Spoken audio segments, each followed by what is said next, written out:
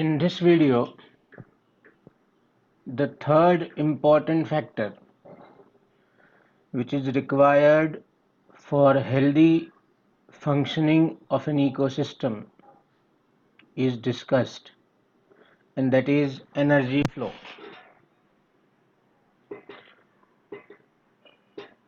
You have been aware of the fact from class 6th onwards that energy is the main driving force of any organismal body as well as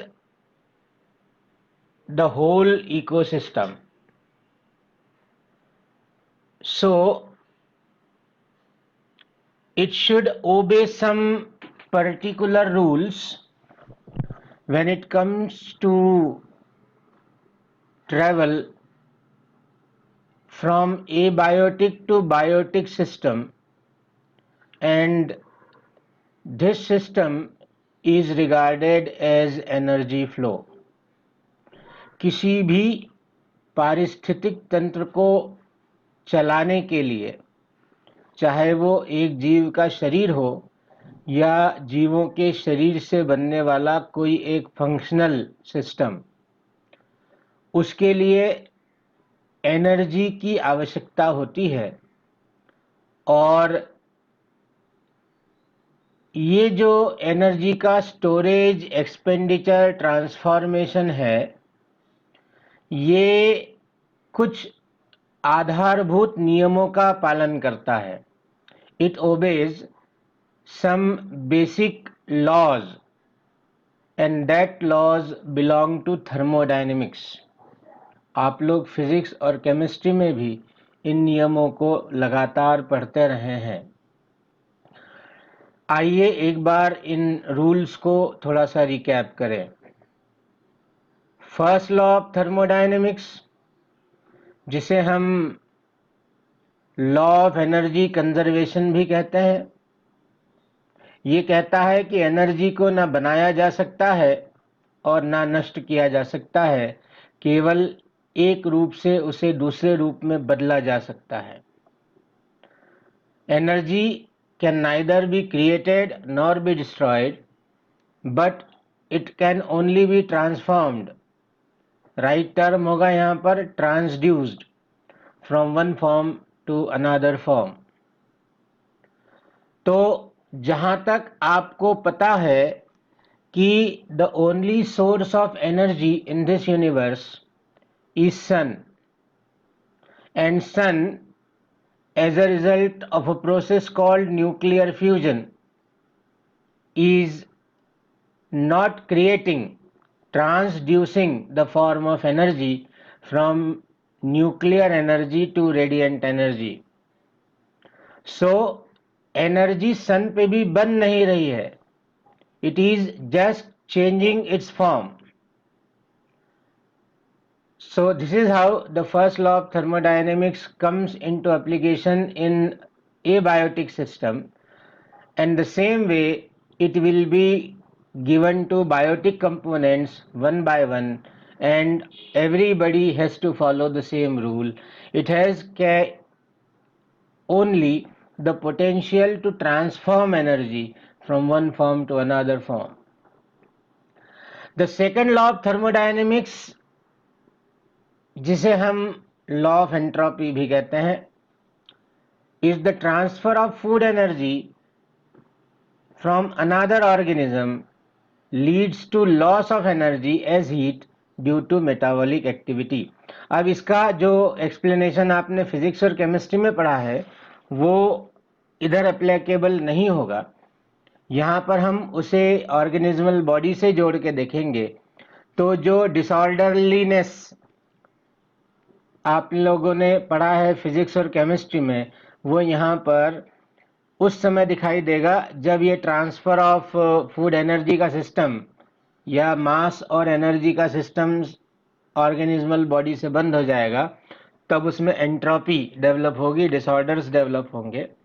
और ये जो open system है उसमें लगातार loss of energy due to metabolic activity चलती रहती है, और इस वजह से कोई भी एक लिविंग ऑर्गेनिज्म की बॉडी अपने सराउंडिंग के साथ एक इक्विलिब्रियम में मेंटेन रहती है. तो these are the expressions of laws of thermodynamics in terms of the ecosystem. So यहाँ पर एक बात बिल्कुल क्लियर कर लेनी चाहिए कि there is unidirectional or one-way flow of energy in the ecosystem. Let me repeat that except energy, maximum other things in the ecosystems are recyclable. Energy cannot be recycled. मतलब सन से शुरू होके वो सन तक वापस कभी भी नहीं जाएगी. सन से शुरू होके वो पूरी फूड चेन में रन करेगी और आखिरी में डिकम्पोजर्स की जनरेशन में एक से अगली जनरेशन में चलती चली जाएगी. So the law of thermodynamics, the first one, states that the energy flow in an ecosystem is always one-way flow, is unidirectional. इससे आगे चले तो इकोसिस्टम में फर्स्ट और सेकंड लॉ लगातार अप्लाई होता जाएगा और इस वजह से ये एनर्जी आगे बढ़ती चली जाएगी. जहां हम इसको सेकंड लॉ को लिविंग बॉडी में एक्सप्लेन करेंगे तो किसी भी ऑर्गेनिज्म को जो एनर्जी मिली है उसका एक पार्ट उसे अपने मेटाबॉलिक फंक्शंस में लॉस कर देना है और कुछ एक पार्ट अगले कंज्यूमर कंपोनेंट तक पहुंचाना है. तो इस तरीके से हर ऑर्गेनिज्म की बॉडी अपने इकोसिस्टम या अपने सराउंडिंग्स को इक्विलिब्रिया में मेंटेन रखती है और थर्मोडायनेमिक्स के रूल को फॉलो करते हुए अपने आप को एग्जिस्ट करती रहती है, अपना अस्तित्व बनाए रखती है. अब एक कांस्टेंट सप्लाई ऑफ एनर्जी हमेशा इकोसिस्टम में बनी रहनी चाहिए. आप ये बात जानते हैं कि ग्रीन प्लांट के अलावा induction of energy into the ecosystem, इसकी पोटेंशियल किसी के भी पास नहीं है. तो इस तरीके से जब प्लांट ऑर्गेनिज्म ने अपनी एनर्जी बनाई और उसे कंज्यूमर कंपोनेंट को आगे बढ़ाया और यदि वो इक्विलिब्रियम में बना हुआ है तो वो डिसऑर्डरलीनेस या एंट्रोपी से बचा रहेगा. हिंदी में कहा जाए तो जो डिसऑर्डरलीनेस, जो विकृतियां हैं वो उस तंत्र में उत्पन्न नहीं होंगी. So they need a constant supply of energy to synthesize the molecules they require. They counteract the universal tendency towards increasing disorderliness or entropy. So the entire living world is sustained by small amount of energy. तो बहुत छोटी सी energy पूरे ecosystem को working के लिए green plant के through available होती है. ये है पूरे फोटोसिंथेटिकली एक्टिव रेडिएशन PAR का 2 से 10% जो प्लांट कैप्चर करते हैं और फोटोसिंथेसिस में उसे रेडिएंट एनर्जी से केमिकल एनर्जी में ट्रांसड्यूस करते हैं. तो प्लांट्स भी एनर्जी का क्रिएशन नहीं कर रहे हैं, प्लांट्स भी एनर्जी का ट्रांसडक्शन कर रहे हैं. ये वो सिस्टम है जिसमें केमिकल एनर्जी के फॉर्म में रेडिएंट एनर्जी को बदला जाना है और इस तरीके से सनलाइट की एनर्जी लिविंग सिस्टम में एंटर करती है और पूरे आगे के एबायोटिक कंपोनेंट्स को सपोर्ट करती है. So the solar energy captured by plant now flows through different organisms of an ecosystem. All organisms are directly or indirectly dependent for their food on producers. Now you know very well why the producers are the only source of induction of energy. अब ये energy जो plant ने trap की है वो उसकी body में permanently नहीं रहेगी, क्योंकि उसे मालूम है कि उसके अलावा ये पोटेंशियल किसी के भी पास नहीं है। तो वो अपने बॉडी के स्टोरेज पार्ट्स को, जिसमें उसने इस एनर्जी को स्टोर करके रखा है in terms of polymerized food particles, वो इसे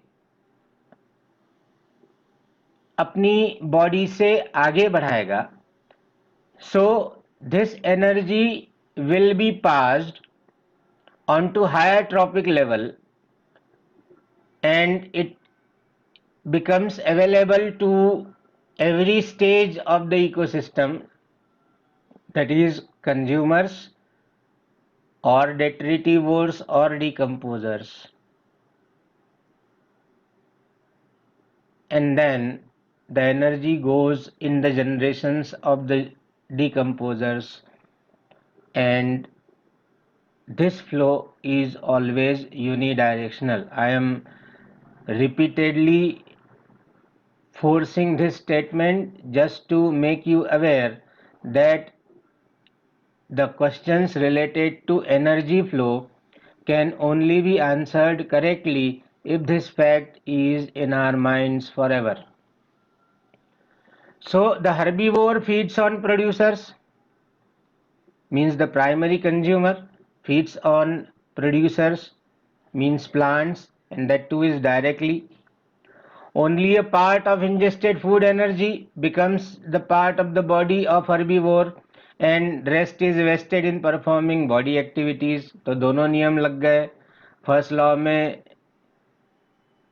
जो एनर्जी है वो एक फॉर्म से दूसरे फूड में बदली, फूड एनर्जी को अपनी बॉडी की एनर्जी में उसने स्टोर किया, अपने बॉडी के पॉलीमर्स बनाए और फिर अपने रेस्पिरेशन में, अपने मेटाबॉलिक एक्टिविटी में इस एनर्जी को उसने खत्म कर दिया. हर्बीवोर को फिर प्राइमरी कार्निवोर ने खाया. हर्बीवोर यदि खाया नहीं गया तो वो प्राकृतिक मृत्यु को प्राप्त होगा. It will die natural death and energy trapped in the body will be transferred to decomposers. So let us consider it diagrammatically. The sun is continuously releasing energy to the whole universe, but only 2 to 10% of this energy is available to plants. So the energy absorbed by plant is only 2 to 10%, और अपन इसको सिर्फ 2% की range में लेकर के चलेंगे तो ज़्यादा सक्सेसफुल होंगे. तो 2% of the solar energy, this is converted to chemical energy. अब ये जो उसने अपनी बॉडी में स्टोर की उसका 90% उसे अपने मेटाबॉलिक एक्टिविटीज़ में यूटिलाइज करना है, और इस एनर्जी का 10% जो बचा हुआ भाग है, remaining 10% of this energy will be stored so that the primary consumer gets it through its nutrition. So plant से एनिमल को कितनी एनर्जी मिली या प्राइमरी कंज्यूमर को कितनी एनर्जी मिली? तो जो सोलर एनर्जी का कन्वर्जन प्लांट बॉडी में हुआ था उसका सिर्फ 10%. फिर प्राइमरी कंज्यूमर की बॉडी में ये एनर्जी आई, उसने अपने मेटाबॉलिक फॉर्म में इसे लॉस कर दिया, तो बची हुई 10% सेकेंडरी कंज्यूमर के पास आई. फिर सेकेंडरी कंज्यूमर के पास जो एनर्जी आई थी तो उसका 90% उसने कंज्यूम कर लिया और रिमेनिंग एनर्जी 10% की रेट पर टर्शरी कंज्यूमर्स को दे दी.